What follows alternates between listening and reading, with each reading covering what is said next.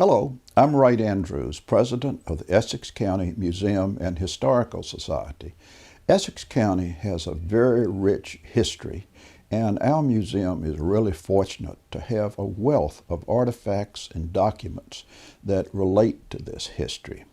Today's program is going to be the first in a series of video programs that we will be doing on various aspects of the history. Today, I'm going to talk about one of our revolutionary patriots whose name was Meriwether Smith. He was, in fact, one of the founding fathers of our nation, but sadly, relatively few people know much about him. Now, here's a picture of Meriwether. This is a copy of a painting that shows his likeness, the only one available during his time, and the original painting now hangs in the Essex County Circuit Courthouse. Now, at the beginning, I have to tell you that Meriwether and I have become really good friends. I have done so much research, analysis, writing about him now that I feel like we're really buddies. So I'm going to call him Meriwether instead of Mr. Smith or Meriwether during most of this presentation. What do we know about him? Well, he came from a very wealthy family. His father, Colonel Francis Smith, was one of the wealthiest landowners in Essex County. He was also the delegate for many years to the state legislature from the county. His mother, Lucy, was from the prominent Meriwether family, and obviously that's where Meriwether Smith got his name. He was born, educated, grew up and lived most of his life right in Essex County. He lived on the family plantation, which was called Bathurst. Bathurst is about 2.5 miles from historic downtown Tappahannock up on the Piscataway Creek. I'll show you here with a pointer, hopefully. Downtown Essex is here, but if you go out down the river, around to Piscataway Creek, about a mile up, here is Bathurst Plantation as it stands today. We know from pictures that we have of Bathurst what the house looked like. We have some pictures taken in the 1930s before the house was torn down, but they give you a good likeness. We also have a 1793 newspaper ad that his son put in the paper when they were selling Bathurst. And from that ad, we know that the house was large. It described 4 commodious rooms above and below the stairs, a number of appendages outside the building in which you had a smokehouse, a laundry, a blacksmith shop, etc. It also had an adjoining storehouse where they sold goods to the public, a large barn and some other buildings, and it had something that was a bit unusual. There were a couple in the county, but that was a granary. Now, this granary was right next to the house and his wharf on Piscataway Creek. That ad indicates that a ship that could carry 2,000 bushels of grain could come right to the wharf at the house on Piscataway Creek, and the granary was right next to it. Grain would be loaded in to the ship. The ship would then sail out of the creek into the Rappahannock, down to the bay, and on to England, to other colonies, or somewhere in the Caribbean. Meriwether actually had an amazing international grain sales business growing right there on Bathurst Plantation. Now, when you look at their house, you can see it clearly is not as grand as some of the ones we're familiar with today around Essex County and Richmond County, Blandfield in Essex County, Sabin Hall, and Mount Airy over in Richmond County. But the Meriwether's house was comfortable and very functional. And it served as the county seat and business headquarters for generally decades in their families. Now, what else about Meriwether? I told you a little bit. Well, he was a family man. Had two families. With his first wife, he had two kids. His wife died, remarried, had two more. One of his children became governor of Virginia, George Smith. He also was a very smart, successful businessman. Meriwether ran the various plantations the families owned. He had two mercantile stores, one that I mentioned there at Bathurst, and another in town. He also ran the granary, and as I said, he really had an international business right there on Piscataway Creek. There's also something else. He was a Tidewater, Virginia gentleman, really part of the upper levels of the gentry. He, particularly as a young man, enjoyed crabbing and fishing, hunting. He doubtless enjoyed eating Rappahannock River oysters, just as we do today. He had something else he liked. The gentry in those days found horse racing really a nice pastime. He was relatively fanatical about it. He loved horse racing and he loved to win. And since he was wealthy, he was able to do something highly unusual, and that was import some Arabian stallions to run the races. Well, you know, that's like getting a Maserati against a Volkswagen, and he won pretty much all of his races. But he enjoyed it, and the county enjoyed it, and they had a grand time. Something else about him, though. He liked music. But he didn't just like music. He liked to fiddle. He loved to fiddle. He had a fiddle, and he carried that with him wherever he went. If he was going to another plantation or into town for a meeting or to Williamsburg, Richmond, Philadelphia, wherever, you could count on him carrying his fiddle and striking up a tune. He did it so often, they gave him the nickname Fiddlehead. Well, he laughed at that and kept fiddling. And I'll just tell you a personal experience. I can kind of really relate to this, because when I was a young lawyer starting out in Washington, I worked for U.S. Senator Sam Nunn. And I got on a plane one evening with several senators to go down to a political event for Senator Nunn in Georgia. One of those senators was the then majority leader of the Senate, Robert Byrd of West Virginia.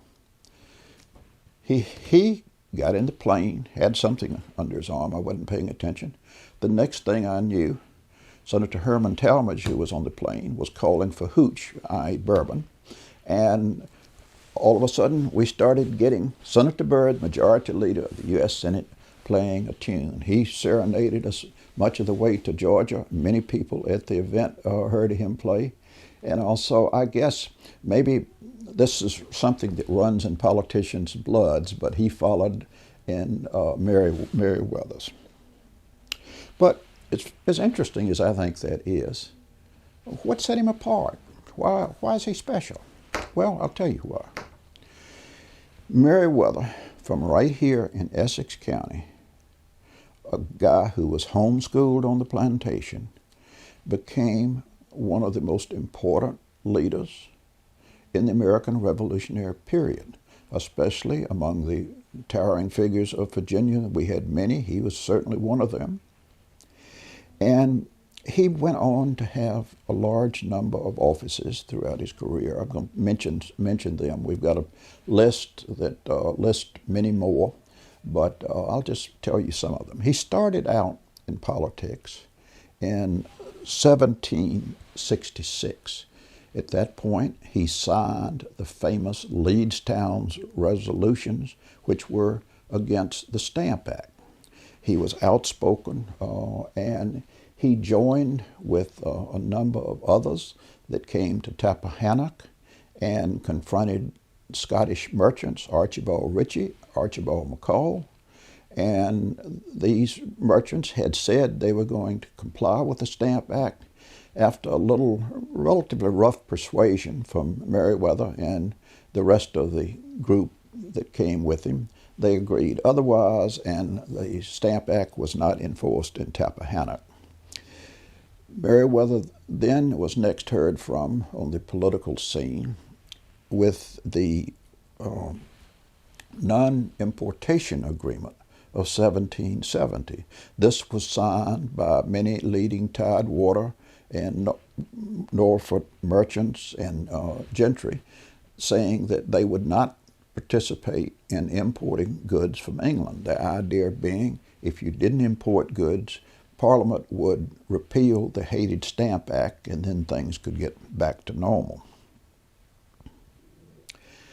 After that experience, he moved in 1774 to the Virginia legislature, then the House of Burgesses, and took the seat that his father had held for many years.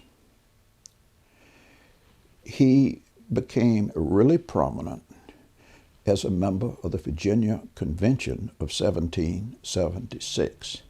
This is the convention that dealt with the question of whether to separate from England, and then, if so, what type of government should Virginia have, and what constitutional documents should be drafted to protect people's rights.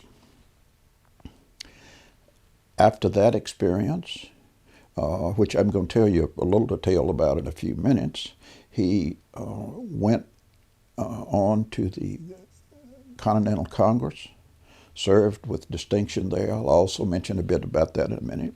And then later with the 1788 Virginia Constitutional Convention that dealt with adoption or rejection of the U.S. Constitution as it was initially proposed. Now, Meriwether was a heavy hitter in terms that we use today for politicians. He worked hand in glove with many other famous patriots: Patrick Henry, Thomas Jefferson, George Mason, James Madison, James Monroe, and many others in Virginia and in the Continental Congress. He not only served with them, but he was what we call at the table.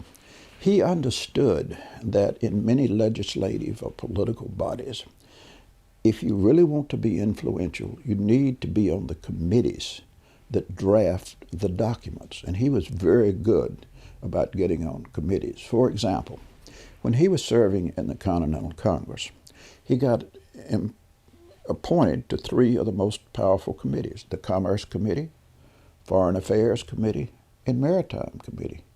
Not only on those committees did he serve, but he was appointed to a number of other special committees. Okay, Continental Congress would set up special committees with just 2 or 3 folks on them to work on particular distinct issues and not bury them down into a committee that was dealing with all kinds of things. Well, Meriwether served on a special committee dealing with foreign loans to finance the revolution. Another, he was on a special committee that dealt with apportioning taxes and the loan money that came in to the various colonies so they could use that to pay war costs. He was on another committee that basically gave oversight and assistance to George Washington in dealing with the war and the Continental Army. And he was on yet another special committee that drafted proposed terms for ending the war with England. I should also mention, while he was in the Continental Congress, that he was well known for his knowledge of finance. That personally just sort of amazes me that he could have gained a good knowledge of finance from his work down on Piscataway Creek at the granary. But he did. and he worked as one of the key people on the Continental Congress's financial matters. He also was an outspoken advocate for a strong alliance with France, and as I'm sure you will recall, France came to our aid near the end of the revolution and, if you will, put us over the top. And it was the relationships that a few people like Meriwether had that really helped get that alliance together. Now, I want to tell you about his key role in the Virginia Convention of 1776. That convention dealt with two issues. One, the question of independence from Great Britain, and two, again, assuming there was going to be independence, what should be contained in the Virginia Constitution and a Declaration of Rights. On the question of independence, Patrick Henry put in one resolution. His resolution called for the Virginia legislature to ask its delegates to the Continental Congress to adopt a resolution in which Congress would declare independence from Great Britain. Then there were two other resolutions put before the convention. One, believed to have been done by the convention chairman, Edmund Pendleton, called for immediate independence. A second, written by Meriwether Smith, called for immediate independence also and for moving forward with a committee to establish the Constitution and so forth. I think it's worth letting you hear his words because, again, these words I'm about to read of his resolution were from a man who was educated at home on Piscataway Creek in Essex County. His resolution read, "Resolved that the government of this colony as hitherto exercised under the Crown of Great Britain be dissolved, and that a committee be appointed to prepare a Declaration of Rights and such a plan of government as shall be judged most proper to maintain peace and order in this colony and secure substantial and equal liberty for the people." Just comment generally here. Smith was very strong in believing any government, be it federal or state, needed to have a declaration, a Bill of Rights that clearly guaranteed your basic liberties. Anyway, the three resolutions had to be put together in some way. The chairman, Pendleton, had that responsibility, and what he did, he took the first part of the resolution and added the wording that Patrick Henry had done, calling for the Continental Congress, not Virginia, to make the Declaration of Independence. He took the rest of it and used Smith's wording, just word for word, calling for the establishment of a committee to have a new Virginia Constitution and Declaration of Rights. That combined resolution was passed by the convention in May of 1776. As soon as it became public in Virginia and indeed in other colonies, there was great celebration. People viewed this, despite the wording, as Virginia's Declaration of Independence. Virginia was the largest, most powerful colony, and people thought what Virginia does, they take the lead, they follow, and it was a big deal. As soon as they passed the resolution, they appointed a committee to draft the Constitution and a Declaration of Rights. Meriwether was one of the group appointed on this. I think he was the second person actually, showing that his standing. They drafted a new Constitution, the first Constitution for Virginia, and they drafted a Declaration of Rights. And Meriwether was particularly active and influential on the Declaration of Rights.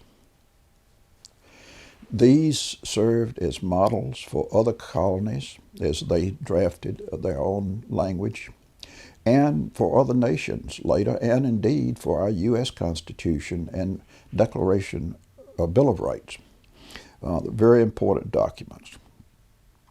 I'll just mention, since we're talking about conventions, he also served in 1788 in the convention held in Virginia that dealt with ratifying or turning down the Constitution as it was initially proposed. There were basically two camps in Virginia, and the same thing happened in a lot of other states. One camp, the so-called Federalist, they wanted the Constitution passed as quickly as possible and said that, yes, we know there may be some things we need to change and update, but we can do that with amendments after it's adopted. The other group said, no, we need to adopt the amendments and then pass the Constitution. Well, in the Virginia Convention of 1788, there was heated debate, and you had very prominent Virginians on both sides. The governor of Virginia, James Madison, and John Marshall and others were calling for adoption. Others, Patrick Henry, future President James Monroe, and Meriwether, saying, no, let's fix it now. After a lot of debate, it in fact was ratified, 89 to 79. Patrick Henry, Monroe, Mason, Smith, they were on the losing side, but they were good sports about it, and immediately began to look to what was needed. And a committee was again appointed. Meriwether was on that committee. They drafted up a number of amendments to send to the Continental Congress, or then what would be the U.S. Congress, first U.S. Congress, and along with the amendments included a Declaration of Rights that he put a lot of work into. Now, Meriwether, like all politicians, had some enemies, but he also had some friends, supporters, a lot of them, and people who recognized him as a heavy hitter.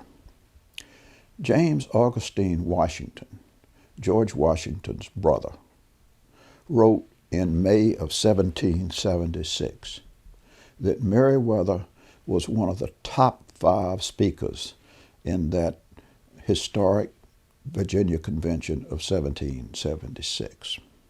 President James Monroe described Meriwether as a fiery patriot, one of the earliest and most ardent patriots of the Revolution. He, from the very beginning, struck boldly and confidently for independence and nothing else. U.S. Chief Justice John Marshall said of Meriwether, he was among the first to move forward in the cause of his country.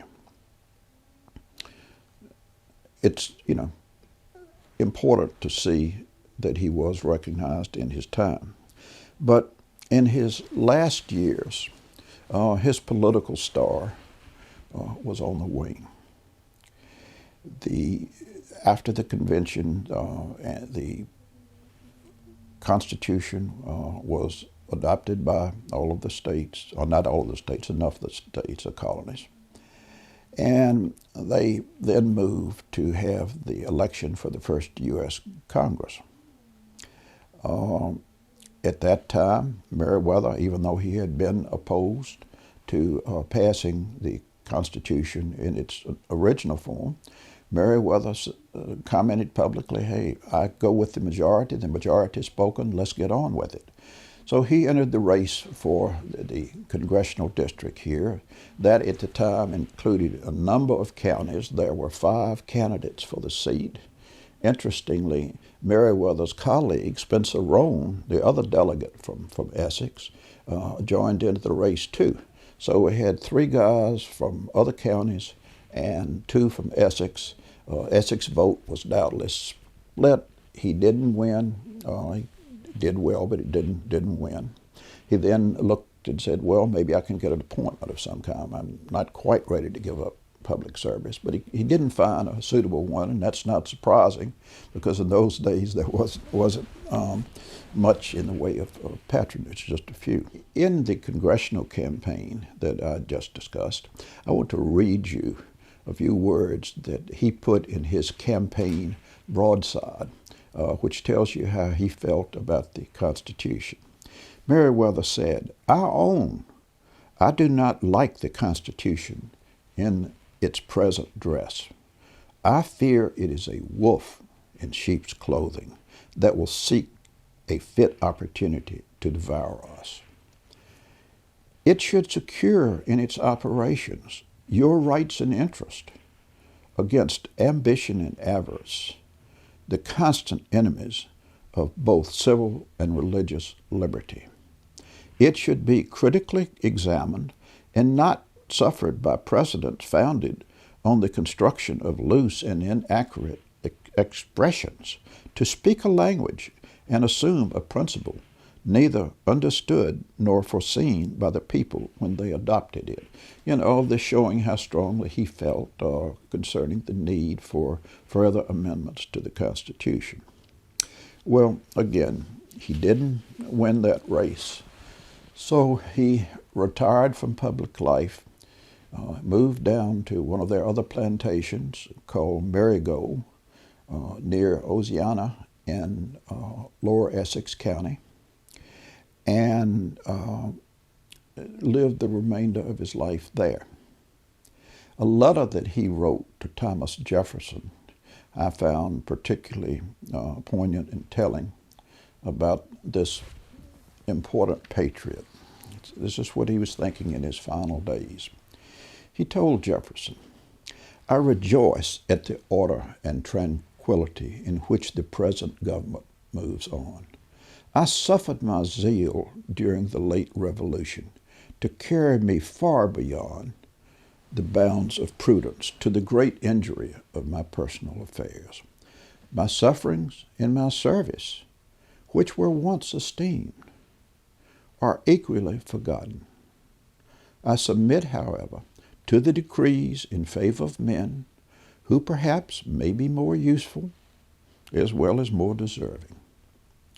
And although I may not again become an object of public favor, I have the consolation arising from conscious rectitude and from the reflection of having rendered acceptable service to my country in the days of her greatest distress. Meriwether died in 1774 at Meriwether. He was buried at the cemetery at Bathurst. Sadly, the gravestones to that cemetery have all been lost. We know where the house was exactly, but we don't know where the cemetery was. Perhaps one day we'll find it. But what we do know is that Meriwether was truly a great patriot in the Revolutionary. He was very influential, one of the leaders from Virginia, active at the national and state levels. He was truly a founding father. So everyone should really remember and honor him for that. Tell people about Meriwether. He was a son of Essex County, and he did great public service in his time. If you would like to learn a little bit more, more detail, I did an article here that was in the fall issue of the Essex County Conservation Alliance's magazine. This article is in the museum's new website. You can easily find it there. It links to the article, and if you want to read more about that. I hope you have enjoyed this presentation. I hope also that you will come visit the museum, that you will look at much of what we have on the new website.